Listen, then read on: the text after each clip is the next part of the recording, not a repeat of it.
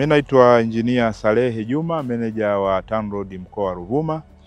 Sisi mkoa wa Ruvuma, jukumu letu kubwa ni kusimamia mtandao wa barabara na ukarabati wa viwanja vya ndege. Sisi katika mkoa wa Ruvuma tunahudumia takriban kilomita 2166. Ni moja ya mikoa mikubwa sana ambayo ina mtandao mkubwa wa barabara. Sisi katika kipindi cha miaka minne ya uongozi wa Mheshimiwa Rais Daktari Samia Suluhu Hassan, tumeweza kufanikiwa kutengeneza miradi ya barabara na ukarabati wa viwanja vya ndege, kama ambavyo leo tumetembelea uwanja huu wa ndege ambao ni moja ya miradi ambayo imekamilika kipindi cha uongozi wa awamu hii ya 6 ambayo inaongozwa na Mheshimiwa Daktari Samia Suluhu Hassan. Katika kipindi hiki cha miaka minne, sisi mkoa wa Ruvuma kwanza tumekuwa na miradi ya barabara. Kuna mradi wa barabara wa Mbamba Bay Mbinga ambao ulikuwa na kilomita 66. Huu mradi ulitugharimu bilioni 129 ambao umekamilika. Lakini pia tulikuwa na ukarabati wa uwanja wa ndege wa Songea ambao umekamilika na ulitugharimu takriban bilioni 40. Katika utekelezaji wa ukarabati wa uwanja huu wa ndege, pamoja na kwamba tumeweza kuongeza runway ya uwanja huu wa ndege, sasa hivi imefika 1860 na kuwezesha ndege ya Bombardier kutua bila tatizo lolote. Lakini pia wakati wa ukarabati wa huu uwanja wa ndege tumeweza kutengeneza taxiway na hii apron ambayo ndege inapaki, lakini pia tumeweza kutengeneza control tower ambayo ni tower ya kuongozea ndege. Lakini pia katika kipindi cha ukarabati wa uwanja huu tumeweza kutengeneza energy center ambapo pale kazi zote za energy ya control yote ya energy inatoka katika jengo lile la energy center. Lakini pia uwanja huu tumeweza kufence, tumeweka uzio. Uwanja wote huu tumeufanyia fencing ambayo haitoruhusu shughuli za kibinadamu kufanyika, na hii inaongeza usalama wa uwanja wetu, kwa maana ukiuacha wazi inaweza hata ng'ombe akapita au mbuzi akapita au hata binadamu wakapita wakati operation zinaendelea. Kwa hiyo tumeweza kufence ili kuongeza ubora na usalama wa uwanja wetu. Lakini pia tumeweka taa hapa za kuweza ikitokea ndege inalazimika kuruka usiku, sisi tuko tayari, na kama kuna mapungufu machache ambayo yapo yatarekebishwa. Lakini sasa hivi so far tunaweza tukapokea ndege hata usiku. Kwa haya ni mambo ambayo tumeyafanya wakati wa ukarabati wa uwanja huu wa ndege. Katika package ile ya ukarabati wa uwanja huu tumeweza kununua gari la kisasa kabisa la zimamoto ambalo tayari limeanza kufanya operation na lipo katika uwanja huu wa ndege. Lakini pia ndugu zetu wa TAA wanaendelea na ujenzi wa jengo la abiria ambalo kimsingi lilikuwa nje ya ukarabati wa uwanja huu. Katika kipindi chake ukiondoa hii miradi ambayo nimeitaja ya barabara ya Mbinga Mbamba Bay pamoja na uwanja huu wa ndege wa Songea, lakini pia tumeweza kukamilisha daraja la Uhuhu ambaye yeye akiwa kama makamu wa rais alikuja kuzindua, na akiwa rais amewezesha ile daraja kukamilika ambayo ilitugharimu karibuni bilioni 9. Lakini pia katika kipindi chake tumeweza kutengeneza barabara kuanzia Kitai kwenda Amani Makolo mpaka Luanda, na sasa hivi pia kuna mradi wa kuanzia pale Luanda mpaka kwenda bandari ya Ndumbi. Hii barabara ina kilomita takriban 90. Lakini katika kipindi chake tumeweza kutengeneza kilomita 5 zimekamilika, na sasa hivi mradi unaendelea wa kilomita 35. Lakini pia kuna kipande cha kutoka Luanda mpaka Ndumbi ambacho ni kilomita 50 ambaye itatugharimu shilingi bilioni 95 kujenga kwa kiwango cha lami kuanzia Luanda mpaka katika bandari ya Ndumbi, ambao bandari hii imekamilika, inasubiri ukamilishaji wa barabara ili ianze kutumika. Lakini pia katika kipindi chake tumeweza kuanza kujenga madaraja makubwa mawili ambayo yalikuwa kikwazo kikubwa sana kwa wananchi wa mkoa wa Ruvuma. Kwanza kuna daraja la Mitomoni. Daraja hili kama mnakumbuka kipindi ambacho akiwa Mheshimiwa Waziri Bashungwa tuliwahi kutembelea kule, tukapanda mitumbwi, tukavuka mto Mitomoni, na wananchi ilikuwa ndo maisha yao ya kila siku kwamba wakitaka kuja mjini lazima watumie mtumbwi kuvuka katika mto ule. Lakini sasa hivi daraja la Mitomoni limeanza kujengwa, na hili daraja litatugharimu shilingi bilioni 9. Na habari njema zaidi, hili daraja linatengenezwa na mkandarasi mzawa ambaye pia anatokea katika mkoa huu wa Ruvuma. Lakini pia tuna daraja la Mkili. Daraja hili la Mkili linaunganisha watu wa Mkili pamoja na vituo vyao vya afya, kituo shule za watoto. Daraja hili lilikuwa kikwazo sana. Kipindi cha mvua watoto walikuwa wanashindwa kwenda shuleni, watu wanashindwa kwenda kwenye huduma za afya, lakini katika kipindi chake cha Mheshimiwa Samia Suluhu Hassan tumeweza kupata fedha na daraja limejengwa kama ambavyo mmelitembelea na kuliona. Lakini pia katika kipindi chake Mheshimiwa Samia Suluhu Hassan tumeweza kuanza utekelezaji wa mradi ambao ulikuwa ni stori ya muda mrefu katika mji wa Songea. Mradi wa barabara ya mchepuko ya Songea, ambao mradi umekuwa umeimbwa kwa muda mrefu, lakini katika kipindi chake tumeweza kupata fedha kutoka World Bank, na tayari hivi tunavyozungumza mhandisi mshauri yuko hapa Songea akihuisha taarifa ya usanifu ambayo kimsingi kupitia taarifa yake ya kuhuisha ile design review tutaanza kujenga, ambapo mkandarasi pia yuko katika hatua za mwisho za kupatikana ili tuweze kuanza.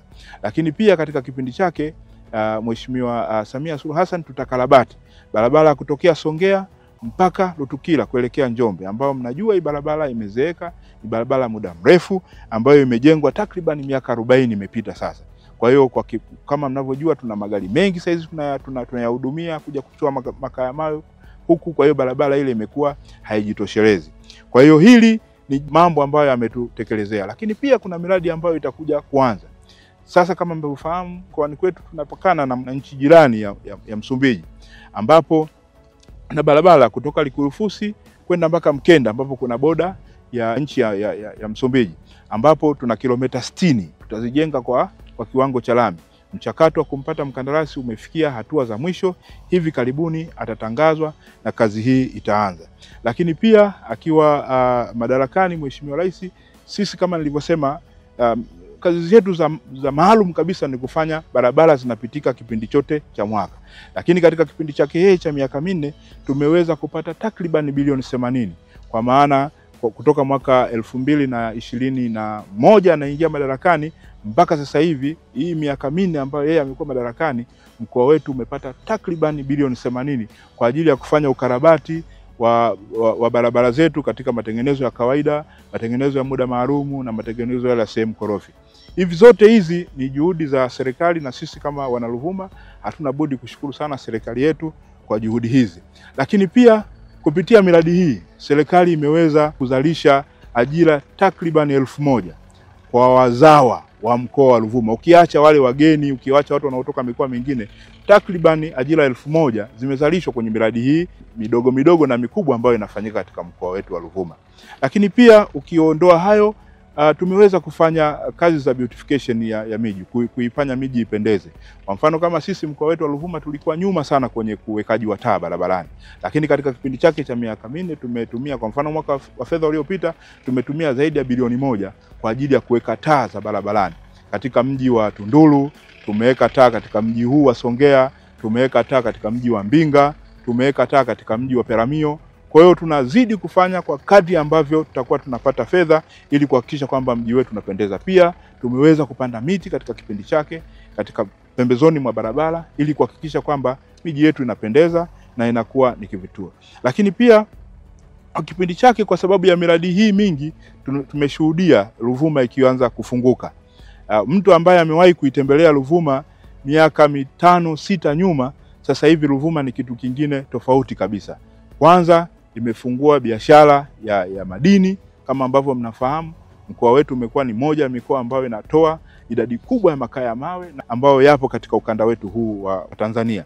Lakini pia katika kipindi chake tumeona kwamba wawekezaji wengi wamekuja, hasa baada ya kufungua barabara ya Mbamba Bay kutoka Mbinga kwenda Mbamba Bay, baada ya kuifungua hii barabara ya kutoka hapa Songea kwenda Tunduru mpaka Lumesule.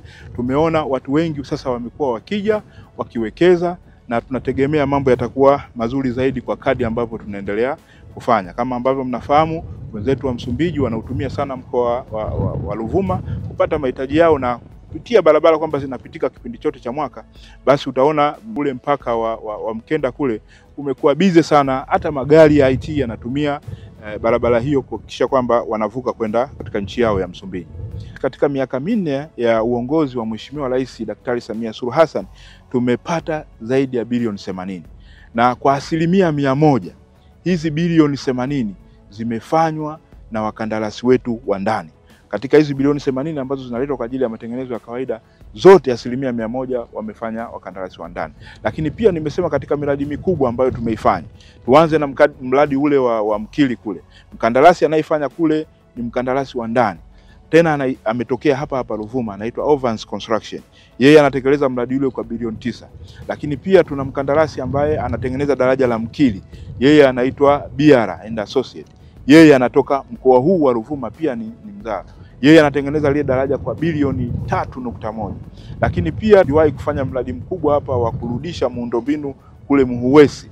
Ule mradi ulifanyikwa na mkandarasi Mtuvira ambaye zaidi ya bilioni 2 zilitumika. Lakini pia nimezungumzia daraja la Ruhuhu. Daraja la Ruhuhu ambalo litugharimu karibu bilioni 9. Lile pia lilifanywa na mkandarasi mzawa anaitwa Lukolo, akishirikiana na Jambera, ambao walifanya daraja lile likamilike. Kwa hiyo unaweza kaona asilimia kubwa ya miradi yetu ambayo tumeifanya hapa nyumbani imetekelezwa na wakandarasi wetu wazawa wa hapa nyumbani, ambao wamefurahia sehemu kubwa ya mafanikio haya. Yapo mambo ambayo tunayaona ni changamoto ambazo kimsingi nitoe rai kwa ndugu zangu wana Ruvuma, kwa maana fedha hizi ambazo serikali inazitoa, billions of money wanazotoa, hizi ni fedha zetu za kodi ambazo tunazitoa sisi. Na kama hatutozitunza, kama hatutotunza miundombinu ambayo tunayo, kama hatutoifanya hii miundombinu idumu, basi tutakuwa tumejidhulumu wenyewe, kwa sababu hizi fedha ambazo tumezisema takriban bilioni 80 kwa ajili ya matengenezo ya kawaida, bilioni 40 kujenga uwanja wa ndege wa Songea, bilioni 129 kule Mbamba Bay, bilioni 60 pale Amani Makolo Rwanda, bilioni 95 kule Rwanda. That's a lot of money. Hela nyingi sana ambazo kama hatutotunza hii miundombinu, ina maana tutakuwa tumejidhulumu wenyewe, kwa sababu hizi fedha zetu ni fedha ambazo tumezitoa wenyewe. Kwa hiyo mimi wito wangu kwa wananchi, kwanza nianze na watu ambao wanasafirisha, wenzetu wa transportation. Wasiwe wanafanya udanganyifu katika kubeba mizigo yao. Wakizidisha mizigo kupita uwezo wa magari yao, tafsiri yake ni nini? Barabara hizi ambazo tumezijenga kwa fedha nyingi zitakufa kabla ya muda wake kufika, kwa maana kutakuwa na premature failure. Lakini pia ndugu zangu ambao wanalima, kwa sababu sisi huku ni biashara yetu kubwa ni kilimo, wale ambao wanalima kando mwa barabara, madhara yake ni nini? Kulima kando ya barabara ni kusababisha mmomonyoko pembezoni mwa barabara, ambao utasababisha muundombinu mkubwa ambao tumeujenga ukaja ukasombwa na maji kipindi cha mvua.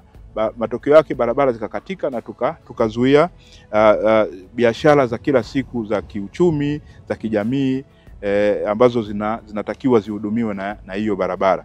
Lakini pia wale ambao wanalima pembezoni mwa mito, hii ni changamoto kubwa sana ambayo ipo, tunaikuta. Utakuta watu wanalima pembezoni mwa mito, na kufanya vile wanasababisha sasa mikondo ya maji kubadilisha mwelekeo.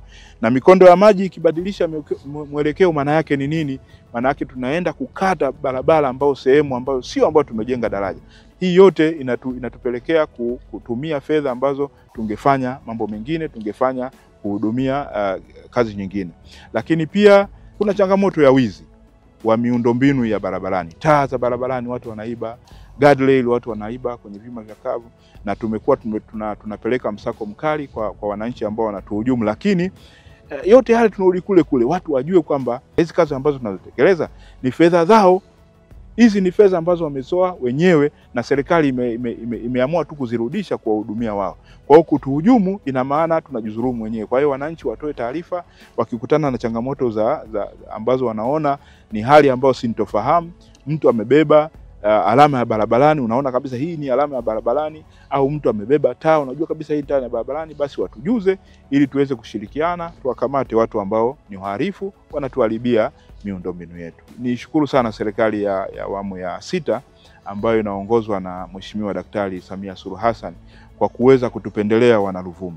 Nimezungumzia hapa, fedha hizi angeweza kuzipeleka sehemu nyingine popote, au miradi hii ingeweza kwenda sehemu nyingine yote. Kama mnavyojua nchi yetu ni kubwa sana, lakini kwa mapenzi yake ameweza kutuletea fedha hizi katika mkoa wetu wa Ruvuma, na tumeweza kutekeleza miradi hii ambayo imewakwamua watu katika shughuli zao za kiuchumi na kijamii ambazo zilikuwa zimekwama au zimedolola. Kama mnavyokumbuka, ilikuwa kutoka hapa mpaka kufika Mbamba Bay mtu anatumia siku nzima, lakini sasa ukiwa umetembea taratibu kabisa masaa mawili umeshafika Mbamba Bay.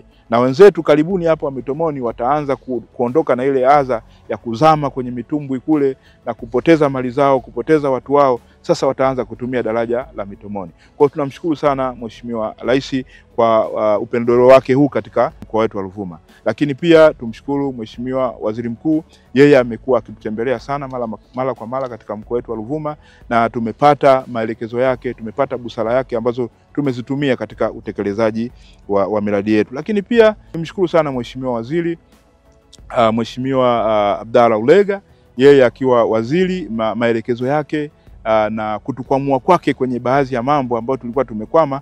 Tunamshukuru sana. Tunamshukuru sana Katibu Mkuu Balozi Aisha, ambaye pia amewahi kututembelea mara kadhaa, amewahi kutushauri, amewahi kuongea na wafanyakazi wa Ruvuma, kututia moyo, kututia nguvu, ili katika kipindi ambacho tunapita magumu tupite tukiwa na amani kwamba haya mambo yatatekelezeka. Lakini pia namshukuru sana Engineer Mohamed Besa, Chief Executive wa TANROADS. Wakati wote amekuwa karibu kweli na mkoa wetu. Tukipata tatizo lolote, wakati wote sisi tunampigia, hata usiku wa manane, na tayari amekuwa tayari kwa kweli kutusaidia. Tunamshukuru sana kwa utendaji wake na utayari wake wa kutuhudumia wakati wote ambao tunakuwa tayari kutaka msaada kutoka kwake. Na pia ni wafanyakazi wenzangu, watumishi wenzangu wakala ya barabara mkoa wa Ruvuma.